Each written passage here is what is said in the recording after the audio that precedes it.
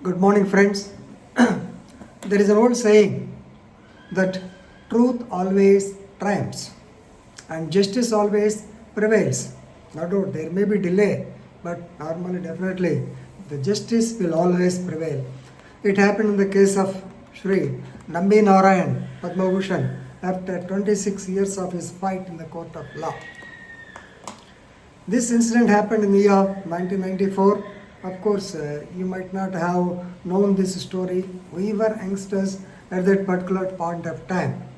Simply to say, this relates to the Isro spy scandal case. It is a very infamous spy scandal case, right? Isro, ISRO. You may be knowing Indian Space Research Organization, where APJ Abdul Kalam and so many important people they worked.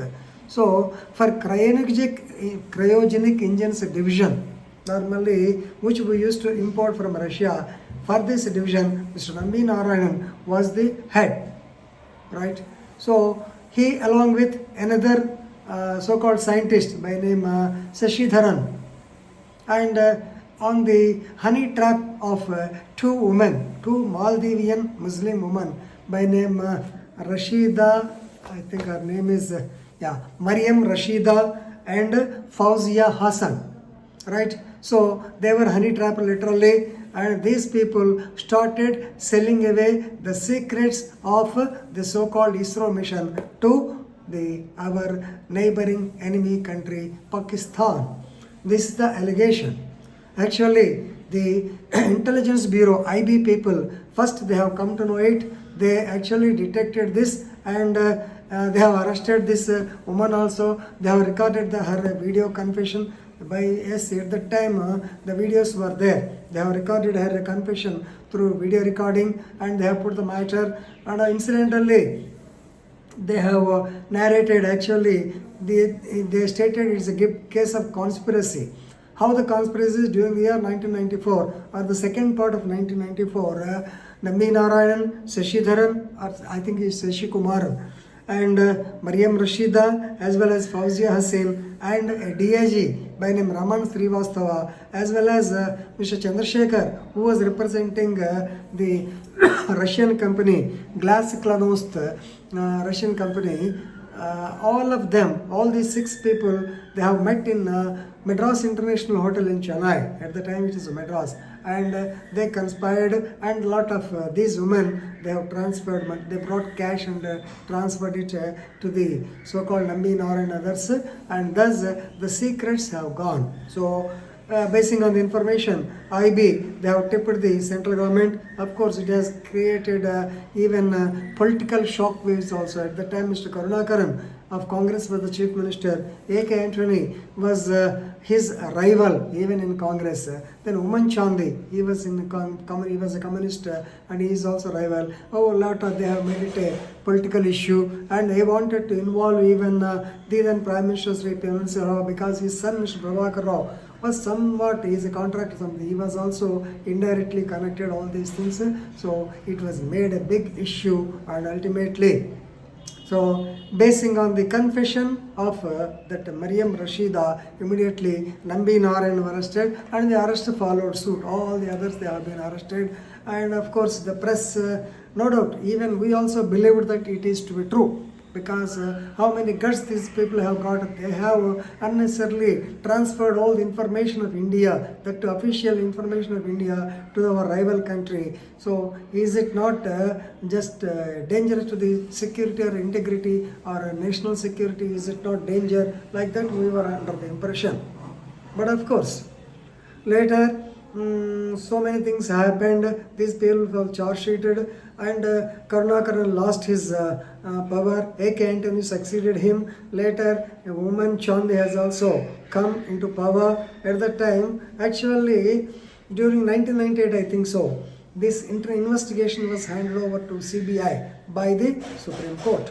Why? Because the IB, according to the rules, IB normally they should not arrest the case. Theirs is only wool gathering, that is information gathering only. But they have arrested, they have created so much of issue, then Supreme Court did not agree. Ultimately, the matter was handed over to CBI. And CBI, after complete the investigation, they said nothing is true. So Nambi Narayan has not done, because the fact is in Isro there is nothing official, there is nothing coming under the Official Secret Act, because their documents, their information is not a classified information, because so many Russian people, they are coming, supplying the cryogenic engines, other people, other countries, they are also supplying their these things, all these things are there. So there is nothing so much of secret in the so-called Isro. Therefore, then CBI is under the impression that no classified documents have been gone. So therefore, no case against them, right? But of course, the communist government, they did not satisfy Human Chandi. They filed the charge sheet. Ultimately, during the year 2018, the case ended in acquittal by the Honorable Supreme Court, 3 judges bench, I believe.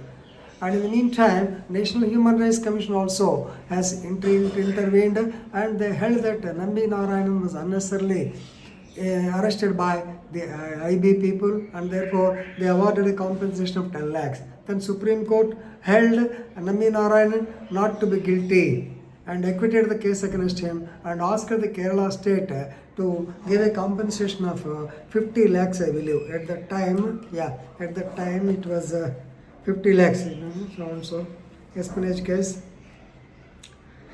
Alright, so 50, yes.